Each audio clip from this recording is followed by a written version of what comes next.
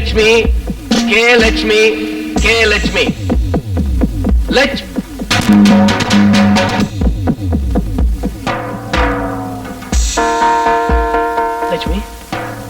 என்னமா அது? நீ எங்க வந்த?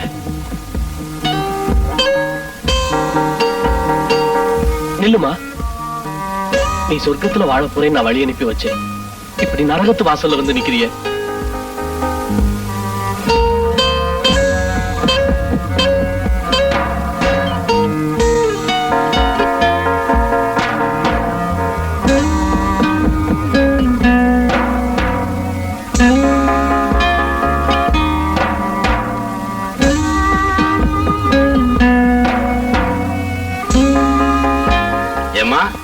நீங்க எல்லாம் படிச்சவங்க, மத்தவங்களுக்கு வழிகாட்டியா இருக்க வேண்டியவங்க. சின்ன சின்ன விஷயங்களுக்கு எல்லாம் இப்படி விவாகரத்துன்னு கோர்ட்டுக்கு வந்து நிக்கலாமா?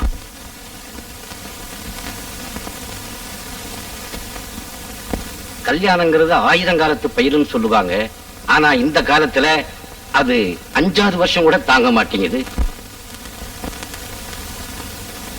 இதோ பாருங்க, குடும்பம்னா குழப்பம் இருக்கத்தான் செய்யும். உடனே விவாகரத்தா? அவசரப்படாதீங்க, சேர்ந்து வாழ முயற்சி பண்ணுங்க. அதுக்கு இனிமே வழியே இல்லை. பேசி தீர்க்க முடியாத அளவுக்கு எங்க பிரச்சனை வளர்ந்துருச்சு. நீங்க என்ன சொல்றீங்க? என்ன பொறுத்தவரை எல்லாம் முடிஞ்சு போச்சு. மறுபடியும் அவரோட சேர்ந்து வாழ நான் விரும்பல. சரி, உங்க 2 பேருக்கும் 1 வருஷம் ஜுடிஷியல் செப்பரேஷன் கொடுக்கறேன். அதுக்கப்புறமும் நீங்க 2 பேரும் சேர்ந்து வாழலைன்னா உங்க விவாகரத்து உறுதி செய்யப்படும்.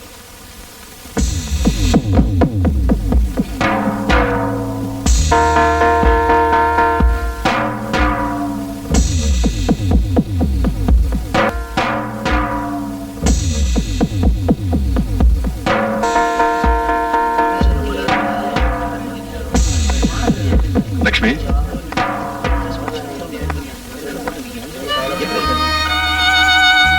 கூப்பிட்டீங்க, பேச மாட்டேங்கிறீங்க. என்ன பேசுறதுன்னு எனக்கு தெரியல. இதுக்குதான் நான் சொன்னேன், கொஞ்சம் அட்ஜஸ்ட் பண்ணிட்டு போறேன். நீ கேட்க மாட்டேன்ட்டு. இப்ப கூட லேட் இல்ல லட்சுமி. சட்டபூர்வமா நம்ம பிரிக்கப்பட்டு விட்டோம்.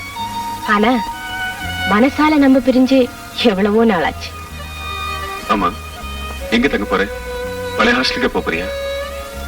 எதுக்கு? உலகம் உருண்டே நிரூபிக்கிறதுக்கா? எப்படிங்க நாங்க போக முடியும்? என் கல்யாணத்துக்கு வாழ்த்து சொன்ன ஃப்ரெண்ட்ஸுங்க எல்லாம் இன்னும் அங்கதான் இருக்காங்க. செலவு பணம் வச்சிருக்கியா? வேணும்னா நான் தட்டுமா? இந்த கேள்வி எல்லாம் என்ன உண்மையா நேசிக்கிறவங்க கேட்க வேண்டிய கேள்வி. நான் வரேன். லட்சுமி, உனக்கு உண்மையிலேயே வருத்தம் இல்லையா? ஒரே ஒரு வருத்தம் தான். உங்களை நிரந்தரமா பிரியறதுக்கு இன்னும் 1 வருஷம் காத்திருக்க வேண்டியது இருக்கே, அந்த வருத்தம் தான்.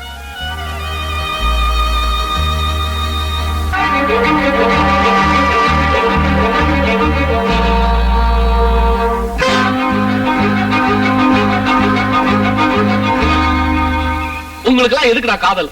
ஒரு பொண்ணோட வாழ்க்கையை அழிச்சிட்டு கொஞ்சம் கூட கலக்கமே இல்லாம வந்து கார்ல ஏறிய நீ எல்லாம் ஒரு மனுஷனா? ஏய், நீ கோர்ட்ல பியூன் தானே? வக்கீல் மாதிரி வக்காலத்து வாங்குற? நான் வக்கீல் இல்லங்க, அடியும் உதவி வாங்கிட்டு அவளை உங்களோட வாழ அனுப்பிச்சவன். நீ லட்சுமியோட முறப்பையனா? ஆமா. இந்த பாருங்க, என்ன நடந்திருந்தாலும் அதுக்கு நான் மன்னிப்பு கேட்டுக்கிறேன். தயவு செஞ்சது விவாகரத்து மட்டும் வேணாம். இந்த அறிவுரை எல்லாம் அவகிட்ட சொல்லுங்க. சார், நான் சொல்றது கேளுங்க சார். சார் சார் கொஞ்சம் இருங்க சார். சார்,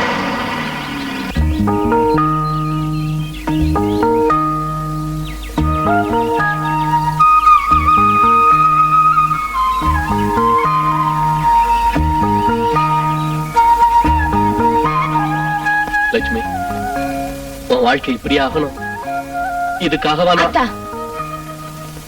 என்ன திட்டுங்க, கேலி பண்ணுங்க. ஏதோ பெருசா படிச்சுட்டவங்க திமிர்ல எங்களை எல்லாம் தூக்கி எறிஞ்சிட்டு போய் கல்யாணம் பண்ணிக்கிட்டியே, இப்ப என்னாச்சு அப்படின்னு கிண்டல் பண்ணுங்க. அதனால தாங்கிக்க முடியும். ஆனா தயவு செய்து என் மேல இறக்கப்படாதீங்க. என்ன எவ்வளவு பெரிய தோல்வியே என்னால சந்திக்க முடியும். யாரோட அனுதாபத்தையோ பரிதாபத்தையோ என்னால தாங்கிக்கவே முடியாது. அடுத்து என்னமா செய்ய போற? ஊருக்கு போறியா? உறவுகளை எல்லாம் உதறி எறிஞ்சிட்டே வந்திருக்கேன். இப்ப எந்த மூஞ்சி வச்சுக்கிட்டாங்க போவேன்? வேற எங்கம்மா தங்க போற? யோசிக்கணும். ஒண்ணு செய்யுமா, எங்க வீட்டுல ஒரு போர்ஷன் காலியா இருக்கு, அங்க வந்து தங்கிடு.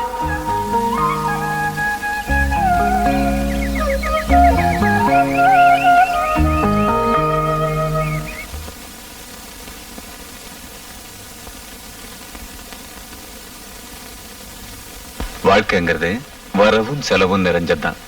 ஒரு புது உறவு கிடைக்கிறதுனால ஒரு பழைய உறவை நாம இழக்க போறோம் தான்.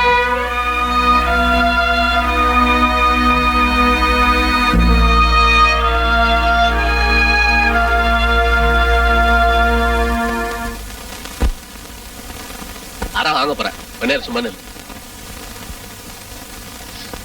ஆடாம நில்ல. நான் ஒண்ணும் ஆடல, நீதான் ஆடுற. சீக்கிரம், எனக்கு பசிக்குது. உடவை கட்டிக்கிட்டு அப்புறம் சாப்பிடலாம். நான் சாப்பிட்டுட்டே கட்டிக்கிறேன். எவ்வளவு நேரமா கட்டுது? கூடுங்க. எத்தனை வருஷமா சொல்லி கொடுக்குறேன், ஒரு நாளைக்காவது ஒழுங்கா புடவை கட்டுறியா? சொல்லி கொடுத்து எனக்கு வயசாயிடும் போல இருக்கு. வர வர நீ சரியில்லை. பொண்டாட்டிக்கு புடவை கட்ட தெரியல, நீ எல்லாம் ஒரு புருஷன். நீயும் புடவை கட்டிக்க வந்தியா? யார் நீ? அடட, வாமா வா. ஓ, வாமா வா. வாமா வாமா. கல்யாணி, இது லட்சுமி. லட்சுமியா? நான் வாமா நினைச்சேன். லட்சுமி, இதான் என் மனைவி கல்யாணி.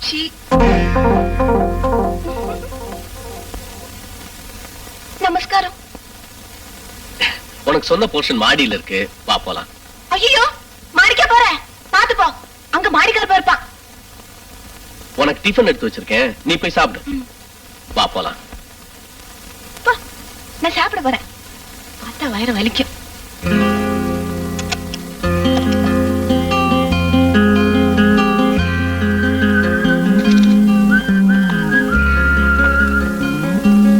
இதாமா நான் உனக்கு சொன்ன போர்ஷன். பிடிச்சிருக்கான்னு பாரு. எனக்கு இது போதும், நான் தனியா தானே இருக்க போறேன்.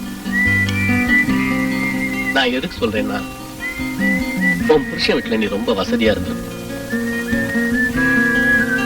வசதிங்கிறதே வந்து போறது தானே. அதுக்கு அசதி வரும்போது அடுத்த நிமிஷமே நம்மளை விட்டு போயிடும். அப்புறம் உங்ககிட்ட ஒரு விஷயம் கேட்கணும். நீ என்ன கேட்க போறேங்கிறது எனக்கு தெரியும். ஏன்னா இந்த வீட்டுக்கு வந்த யாருமே இந்த கேள்வியை கேட்காம போனதே இல்லை. நானும் பதில் சொல்லி சொல்லி பழகி போயிட்டேன்.